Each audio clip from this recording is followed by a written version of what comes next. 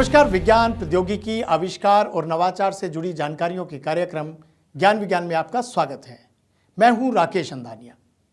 आज हम बात करेंगे कौवा गिनती कैसे समझ सकता है, जानेंगे रोबोट से कैसे पता लगा सकते हैं पक्षियों का व्यवहार और बताएंगे कब और कैसे शुरुआत हुई पशुपालन की। तो चलिए शुरू करते हैं ज्ञान विज्ञान का ये रोमांचक सफर।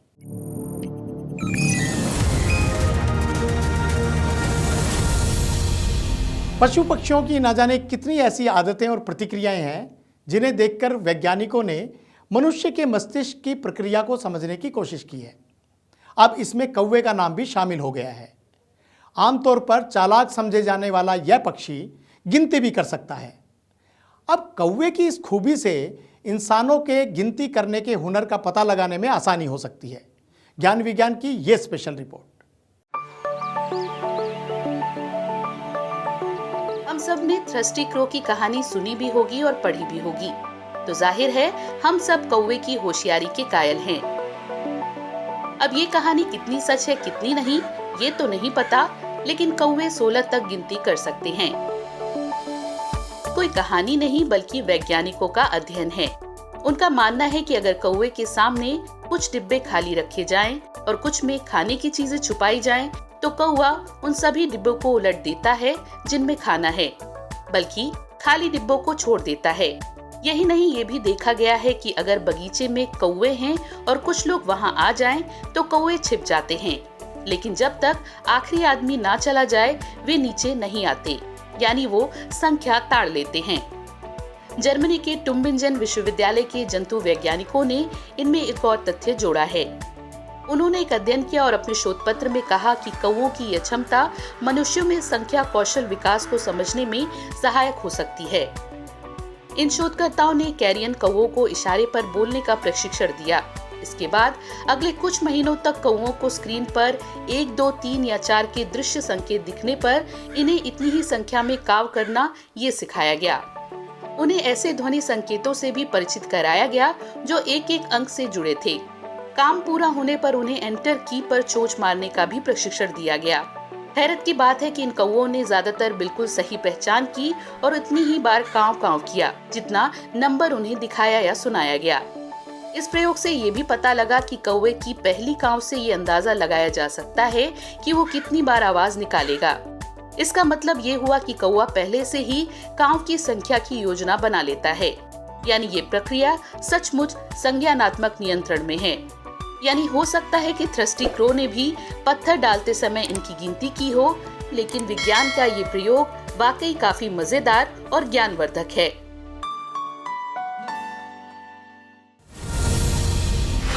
आईआईटी मंडी के शोधकर्ताओं ने एक रोचक अध्ययन किया जिसमें रोबोट के माध्यम से जानवरों के घर लौटने के व्यवहार का अध्ययन किया है। शोधकर्ताओं ने रोबोट और आर्टिफिशियल इंटेलिजेंस की मदद से यह समझने की कोशिश की कि कुछ जानवर कैसे दिन भर घूमने और शिकार के बाद बिना रास्ता भटके हुए अपने घर वापस आ जाते हैं। क्या है पूरी जानकारी, देखते हैं ज्ञान विज्ञान की यह विशेष रिपोर्ट। आज के आधुनिक समय में विज्ञान की दुनिया में नए नए रिसर्च हो रहे हैं। ये रिसर्च अब इंसान और जानवरों तक ही सीमित नहीं है, बल्कि अब रोबोट को भी इसमें शामिल किया जाने लगा है। इसी क्रम में आईआईटी मंडी के शोधकर्ताओं ने एक रोचक अध्ययन किया जिसमें रोबोट के माध्यम से जानवरों के होमिंग व्यवहार का अध्ययन किया गया है।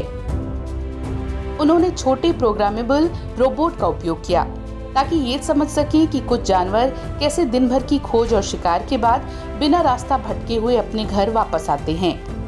कबूतर और अन्य जानवर अपने असाधारण नेविगेशन कौशल के लिए प्रसिद्ध हैं और उन्हें लंबी दूरी पर संदेश पहुंचाने के लिए प्रशिक्षित किया जाता रहा है। वैज्ञानिकों को हमेशा ये समझने में दिलचस्पी रही है कि ये जानवर विभिन्न रणनीतियों जैसे पथ एकीकरण, पर्यावरणीय संकेत, दृश्य स्थल, तारों की स्थिति का उपयोग कैसे करते हैं। शोधकर्ताओं ने कंप्यूटर सिमुलेशन का उपयोग किया जिसमें इन रोबोटों ने जानवरों के व्यवहार की नकल की। शोध दल ने जानवरों के व्यवहार की नकल करने के लिए डिजाइन किए और छोटे रोबोटों का उपयोग करके इन पैटर्नों की जांच की। लगभग 7.5 सेंटीमीटर डायमीटर के ये रोबोट वस्तुओं और प्रकाश का पता लगाने के लिए सेंसर से लैस हैं। जिसमें वे सबसे चमकीले प्रकाश स्रोत द्वारा चिन्हित घर का पता लगा सकते हैं। रोबोट स्वतंत्र रूप से नियंत्रित पहियों का उपयोग करके नेविगेशन करते हैं और प्रकाश की तीव्रता के आधार पर अपनी पथ को कुछ जानवरों के समान समायोजित करते हैं। कंप्यूटर सिमुलेशन ने भी इस बात की पुष्टि की है। यही नहीं, कभी कभार रीसेट करने से रोबोट सीधे घर की ओर रीओरिएंटेड होते हैं और अपने पथ को ठीक करने की क्षमता भी बढ़ाते हैं। Our research includes robot-based experiments as well as theoretical and numerical studies. We also analyze actual trajectories of pigeons to validate our model. In the future, we aim to expand this model to more realistic scenarios by analyzing the homing dynamics of actual animals. ये अध्ययन इस बात पर प्रकाश डालता है कि कैसे जानवर लंबी दूरी तय करने और अपरिचित इलाकों को पार करने के बाद अपने घर लौटने के लिए नेविगेशन का उपयोग करते हैं, जिसे होमिंग कहा जाता है। ये प्रक्रिया किसी भी मौसम और दिशा में हो सकती है, जो जानवरों की अद्भुत अनुकूलन क्षमता को दर्शाती है।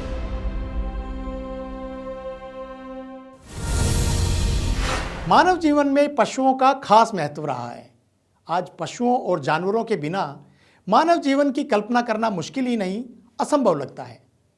कृषि से लेकर यातायात, आहार से लेकर व्यापार तक मानव विकास की कहानी में पशुओं का अहम योगदान है। लेकिन मनुष्य और जानवरों का मेलजोल कैसे बना और कैसे हुई पशुपालन की शुरुआत, आइए जानते हैं आज के आविष्कार जिन्होंने दुनिया बदल दी सेगमेंट में।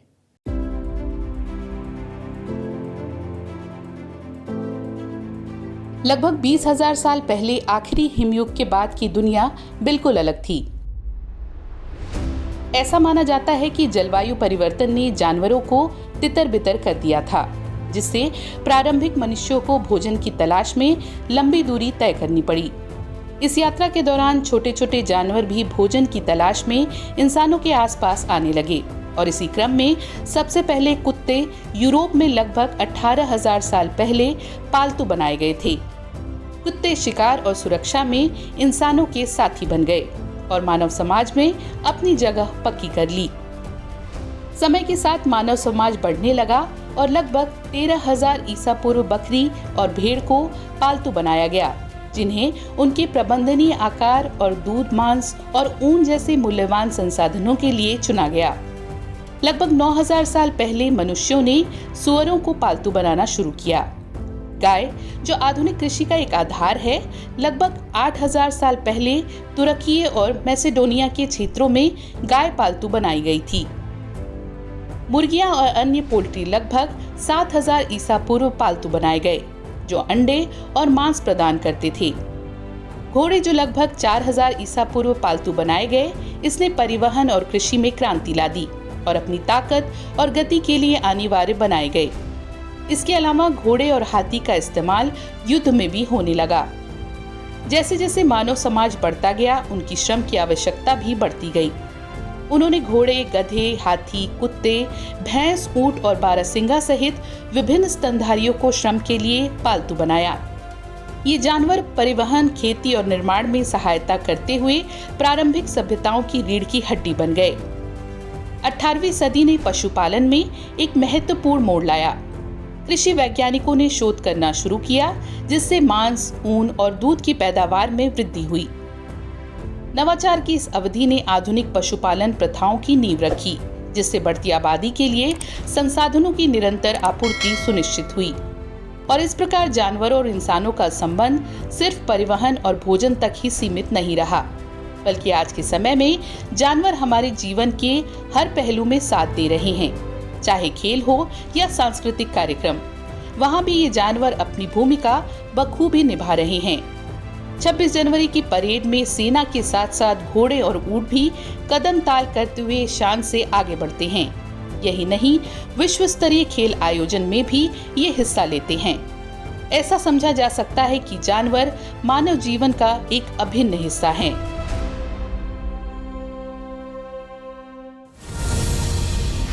और इस वक्त विज्ञान जगत में क्या कुछ नया हो रहा है, जानने के लिए नजर डालते हैं विज्ञान जगत की ताजा गतिविधियों पर।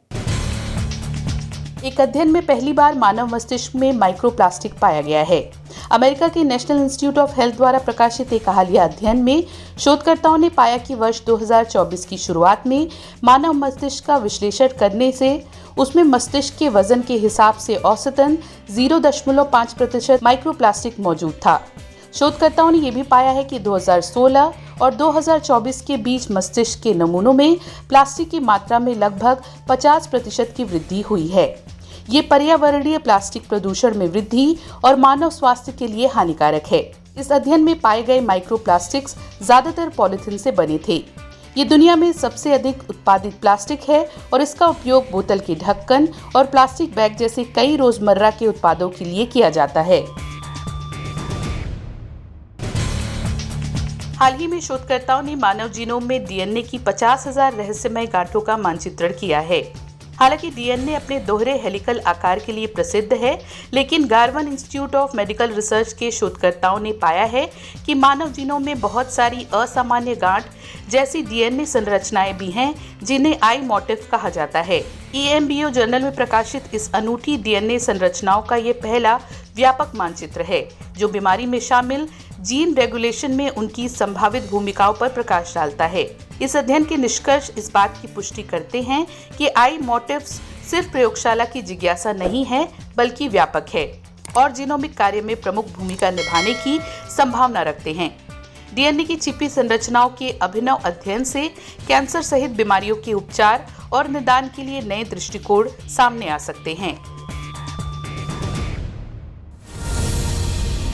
आज के कार्यक्रम में इतना ही। उम्मीद है आपको हमारा यह प्रयास पसंद आया होगा। अगर आप हमारे साथ जुड़े रहना चाहते हैं तो हमारे इस चैनल को लाइक करें, सब्सक्राइब करें और अपने दोस्तों के साथ शेयर जरूर करें।